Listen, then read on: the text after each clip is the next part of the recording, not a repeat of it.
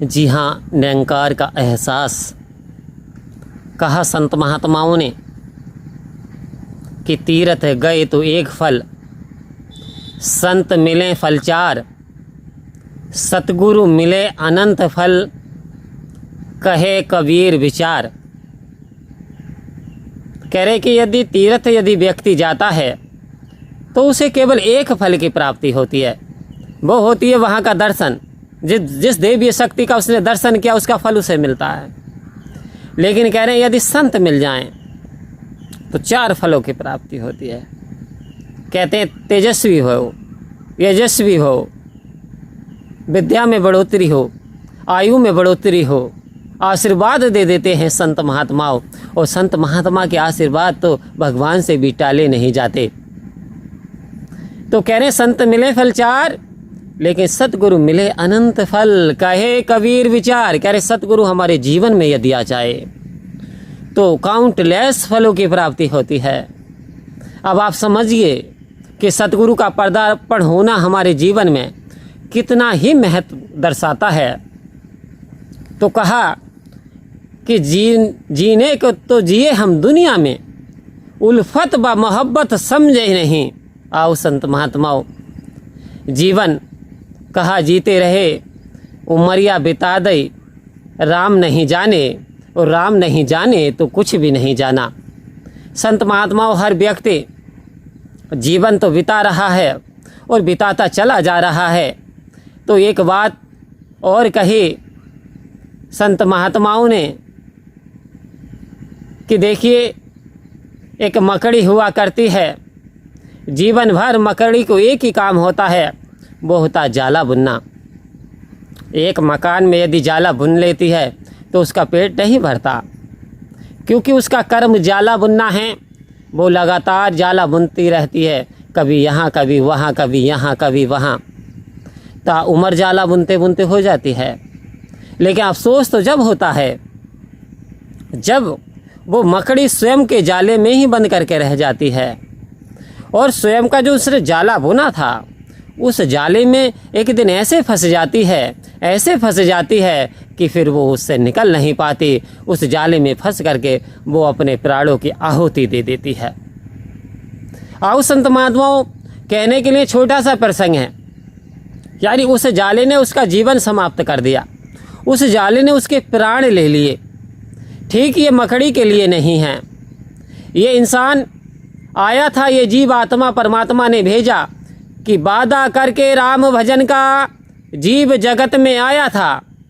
आओ संत महात्माओं, इसने वादा किया था, इसने प्रॉमिस किया था, हे परमपिता परमात्मा, एक बार आप मुझ पे कृपा करो, ये 84 वाली से निकाल दो, मुझे मनुष्य के जामे में भेज दो, मैं अपने पापों की क्षमा याचना मांगूंगा, सारी दुनिया के काम करूंगा, लेकिन सबसे पहले मैं आपका प्रार्थना, आपकी सुमरण, आपका सत्संग, आपकी इबादत किया करूंगा।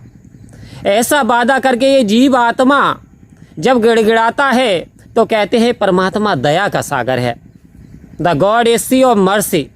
परमात्मा को इस पे दया आ गई, जैसे एक माँ को दया आ जाती है बच्चे पे, वैसे ही परमात्मा को आज इस जीव पे दया आ गई और इस जीव को इस संसार में भेज दिया।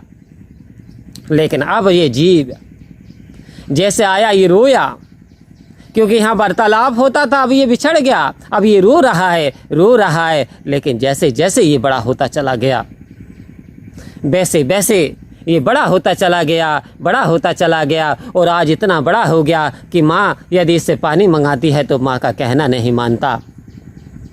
बाप यदि कहता है कि बेटा ये वस्तु मुझे ला दो, मेरा शरीर काम नहीं कर रहा, तो आज बेटा बाप को आंख दिखाने में भी नहीं चूक रहा। आज बेटा इतना बड़ा हो गया, लेकिन अब ये भूल गया, अब अपने कर्तव्य को भूल गया। वहाँ लालन पालन माँ बाप ने किया था, अब इसकी जिम्मेदारी थी कि लालन पालन ये करे। सबसे महत्वपूर्ण बात ये परमात्मा को भी भूल गया। अब शरीर में शक्ति आ गई, ताकत आ गई, अब कोई चाहत बढ़ गई, अब इच्छाएं उत्पन्न खड़ी हो गई। तो संत महात्मा भिन्न भिन्न प्रकार की इच्छाएं, एक इच्छा इसके अंदर आई कि ये युवा जो हैं इनके पास मोटरसाइकिल है और मेरे पास साइकिल है, क्यों ना मैं इतना कमाऊं कि मोटरसाइकिल ही ले लूं। रात दिन व्यक्ति ने मजदूरी की, रात दिन मेहनत की और मोटरसाइकिल खरीद ली।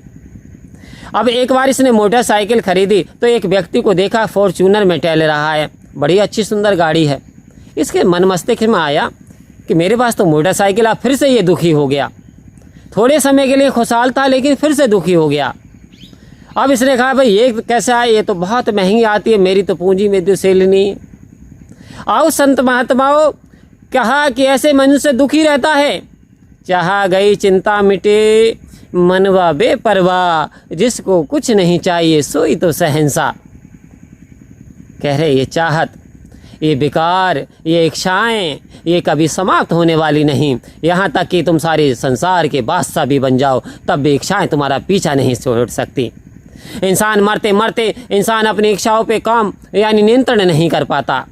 तो ये मन की रफ्तार है, मन की बेग है। तो संत महात्माओं ने कहा मन की तरंग मार ले बस हो गया भजन, और आदत बुरी संभाल ले बस हो गया भजन। कह रहे मन को कंट्रोल करना पड़ेगा, इस निरंकार का एहसास करना पड़ेगा, सतगुरु के समीप जाना पड़ेगा, संतों की बातों को सुनना पड़ेगा, पवित्र वेद शास्त्रों को पढ़ना पड़ेगा। कहा कि ऐसी करोगे संगत वैसी आएगी रंगत। संत जनों की संगत करके देखो, जीवन में आती खुशहाली है। संत जनों की संगत करके देखो, बंद हो जाती तंगहाली है। आहू संत महात्माओं, संतों का संग जिसने कर लिया उसके बारे न्यारे हो जाते हैं। तो दास कहेगा कि साहिब मुझे ही देख लो, साहिब मुझे ही देख लो, हीरा बना दिया। मुझे कौन पूछता था तेरी बंदगी से पहले, एक बुझा सा दिया था तेरी रोशनी से पहले। जब सतगुरु की कृपा हुई तो सारे दुख और गम दूर हो गए, क्योंकि सतगुरु ने दुख दर्द सारे मिटा दिए, सारे गमों से हमें दूर कर दिया। तो आओ संत महात्माओं, परम प्यार से बोलिए धन्यकार जी।